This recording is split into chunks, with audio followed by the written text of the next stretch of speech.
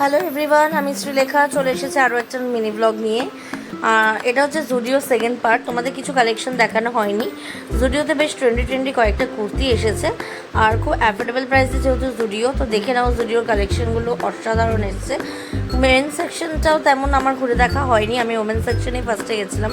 তো কুর্তির কালেকশন কিছু দেখছিলাম যে পয়লা বৈশাখ উপলক্ষে জুডিওতে কী কালেকশন এসেছে, আর তারপর দেখে নাও 899-এ সুন্দর সুন্দর জুতোও এসছে ছেলেদের।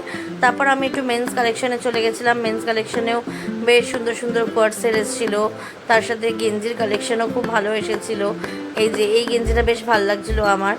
আর তারপরে আমি আরও কয়েকটা গেঞ্জি বা শার্ট দেখার জন্য চলে গেছিলাম।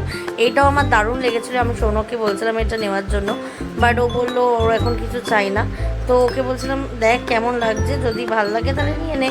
ও বলছিল না এখন আমার কিছু লাগবে না তেমন, তো বেকার দেখেও লাভ নেই, সময় নষ্ট করে লাভ নেই, তার থেকে বেরাই।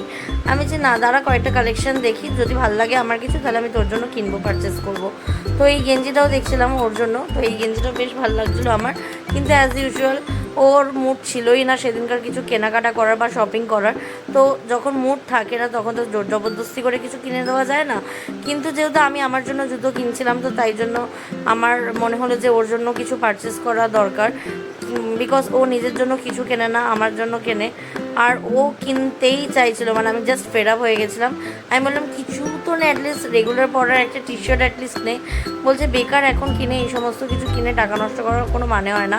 বাট এই 599 এই শার্টটা আমার দারুণ লাগছে, কিন্তু ওকে দেখাতে না দেখাতেই দেখলাম ও বেরিয়ে গেছে অলরেডি। তো আমিও বেরিয়ে চলে এলাম, সেদিনকার ও মুড ছিল না কেনার, তো আমি জোর করে আর ওকে কিনিয়েও দিতে পারিনি। তো যাই হোক, আমরা যদি ওকে টাটা বলে আমরা বেরিয়ে গেলাম ওখান থেকে। তো আমরা তেমন আর ওর জন্য কিছু পারচেস করিনি, আমি শুধু জুতো আর লিপস্টিকটাই কিনে নিয়েছিলাম, যেমন তোমরা আগের ব্লগে দেখলে। আর তারপর বাইকে উঠে আমরা আমাদের গন্তব্যস্থল নেক্সট ডেস্টিনেশনে চলে যাচ্ছিলাম। তো ভাবলাম একটু যাওয়ার সময় মায়ের সাথে একটু দেখা করে যাই, তাই জন্য জুডিও থেকে বেরিয়ে প্রথমে আমরা ভাবছিলাম মায়ের কাছেই যাব, কিন্তু তার মাঝখানে আমাদের খিদেও পেয়েছিল, তো ভাবলাম যে কিছু খাওয়া দাওয়া করা যাক। কিন্তু আজকে খুব একটা বেশি হাইপ কিছু খেতে ইচ্ছা করছিল না বলে যাওয়ার পথে দেখি টুকটাক কিছু যদি দোকান পাই তাহলে খেয়ে নেব। কিন্তু আমার সেদিনকে খুব ইচ্ছা করছিল কিছু তেলে ভাজা খেতে।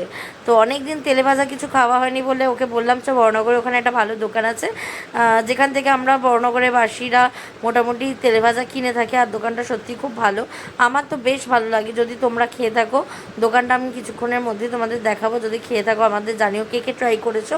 তো আমি এখানে এলে এখান থেকে ডালে বড়াটা খাই, আর এখানে কচুরিটাও ভালো করে।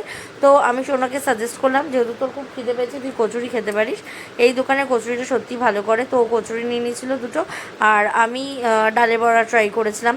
তো ডালে বড়াটা দারুণ ছিল। আর যদি আমার ভিডিওগুলো ভালো লেগে থাকে তাহলে please do like, comment, share with your friends, family and everyone.